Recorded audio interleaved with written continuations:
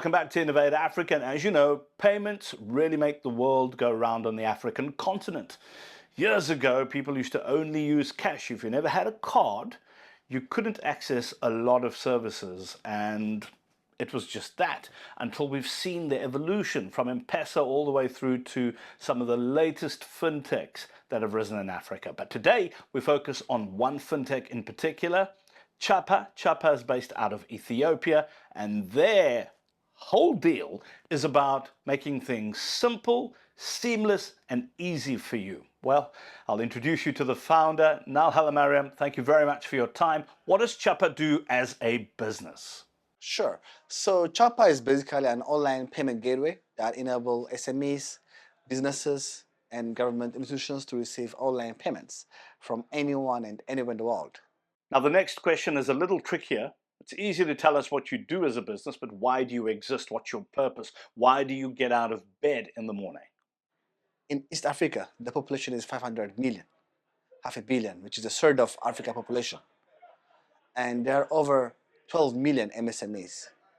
So one of their biggest problem is collection of payments and also getting loan from banks.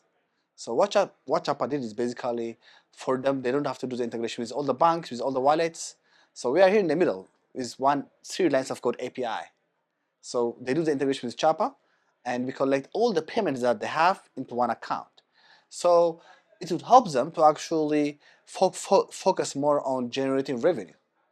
And also they can also apply for capital, which could empower them. I always find the founding stories really, really fascinating. So take us on your journey. So I was working at WeChat, and my partner was working at Google. So we came back to Ethiopia during the COVID time. So when we came to Ethiopia, we saw one big problem. The government wanted to raise money for the largest dam in Africa, for the electrifying the country, okay? So it's called the Abai Dam, or the Grand Renaissance Dam. So they wanted to collect donations from the diaspora community. But what they were doing is basically they were using an international crowdfunding company, and some like individuals will collect the payments over there, and then they were gonna transfer the money afterward to the government. So we went to the government and we said, wait, we can build this crowdfunding platform for free, and we can use the local commercial bank to collect all the payments through their Nostra account in the US. So we collected more than $10 million in just 2 months, and we gave it for free for the government. So that's how we started. And then we saw the same problem when it comes to the SME as well, because they were spending more of their time doing the integration, the reconciliation. It takes so much time, the dispute, you know. So we came in the middle and we said, you just have to take care of your business only.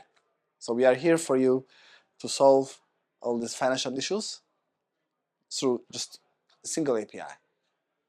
Sometimes when one listens to founders like you telling the stories that you do, it seems like it was all plain sailing and easy, and I know it wasn't. So take us through one or two of the big stumbling blocks you had to overcome to make Chapa as successful as it is. We actually started applying for the license in 2021, and we got the license after a year and a half. So during that time, that's actually where we built the crowdfunding platform for the government for the collection of donation. Okay, so it took us almost a year and a half for the license, and after that, until today, we processed more than $500 million in volume of transactions.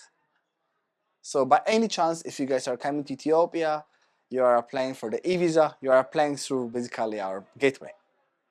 Earlier you alluded to a customer story or two, but I'd like us to dig a little deeper. And I want you to picture this. You put your head down at night, you think about the Chapa journey, and maybe there's one or two businesses that really stand out and puts a smile on your face when you think about how you were able to impact that business or those businesses. Share that with us. So there was this coffee entrepreneur.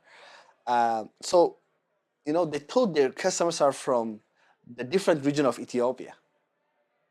But then after she used Chapa for processing payments. Since we also do the data analytics, she came to understand more about her customers, the IP, the location where they're actually paying from, everything, you know.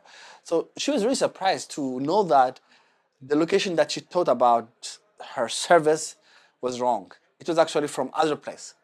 So this would actually help her to do marketing campaign more in that location, so to generate more sales. Expansion is obviously key for successful businesses like yours.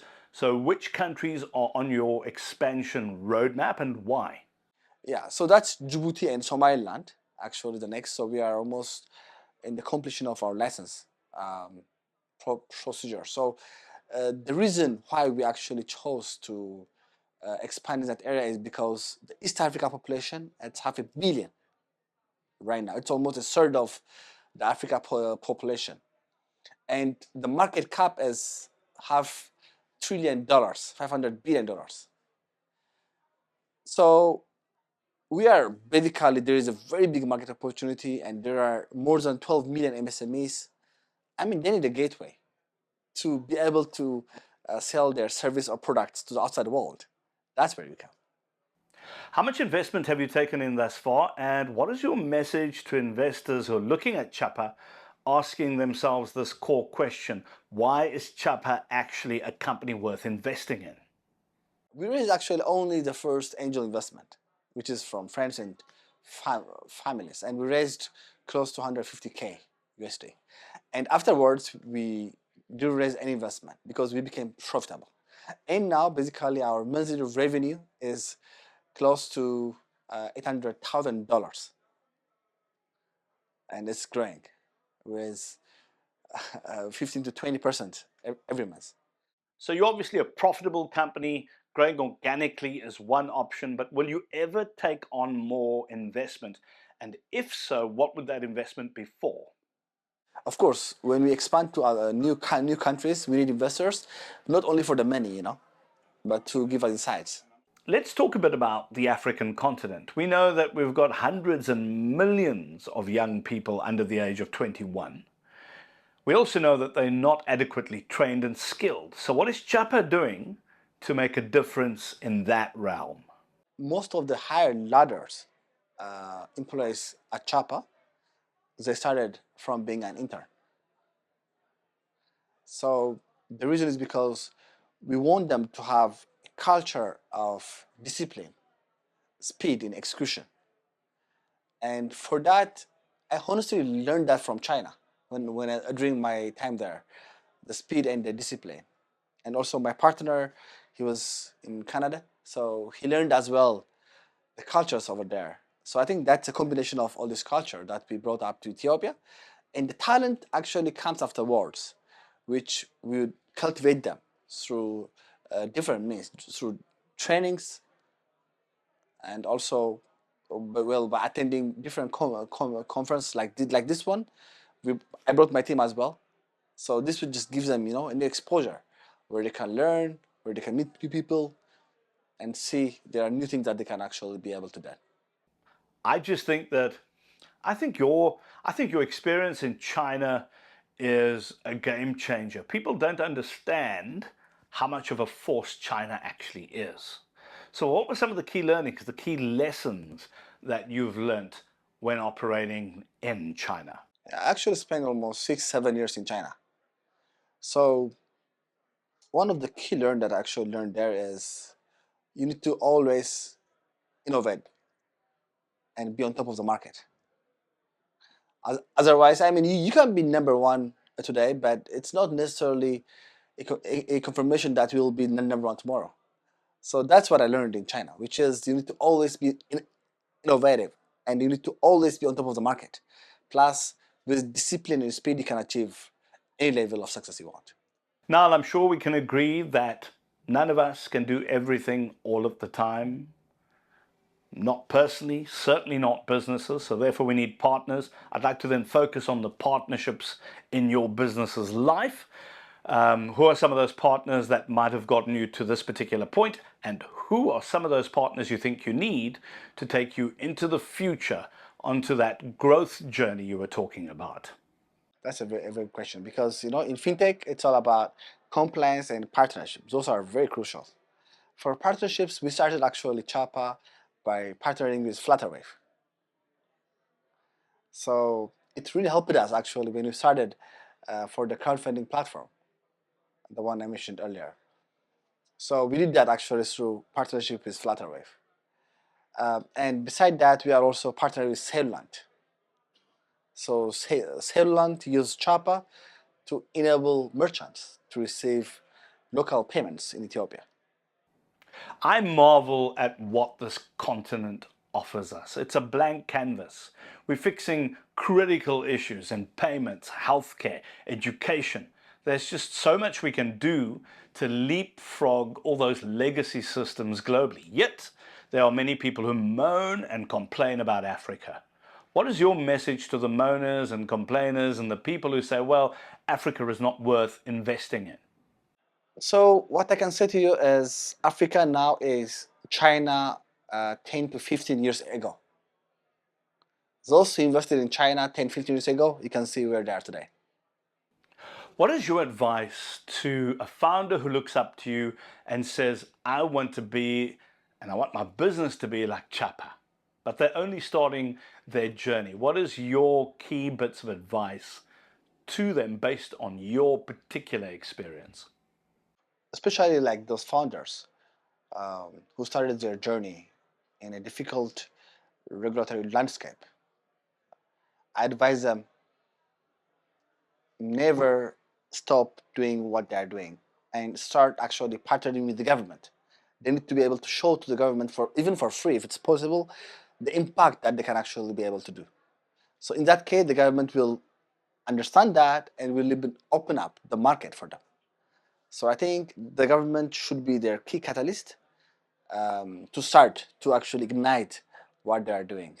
And beside that, they need to also invest in their talents. They need to have the right team, the right product, the right market, and the right finance as well as an investment. So I think if they have all this, they are set for success. Finally, now let's look long term. 4 years because of double exponential growth in technology. 4 years is a long time. Where do you see Chapa in 4 years from now? So the plan that we have is to actually expand in the East African market first. So after East Africa, we also plan to go to the North Africa and the Middle East market. So in the next 4 years, I expect Chapa to be able to dominate the payment gateway in East Africa and the North Africa part, and in the process of getting to the Middle East as well. Now, hello, Mariam. Thank you very much for your time. And there we go. This is what we love bringing you on Innovate Africa. Hopefully, you're a founder. Hopefully, you're thinking of becoming a founder. Hopefully, you've got some inspiration out of listening to this show and some of the other shows that we have brought you as Innovate Africa. Because innovation can impact lives on the African continent, and we love telling those stories. And who knows, you might be the next person I interview. So thank you very much for joining us on the show. I'll see you next week.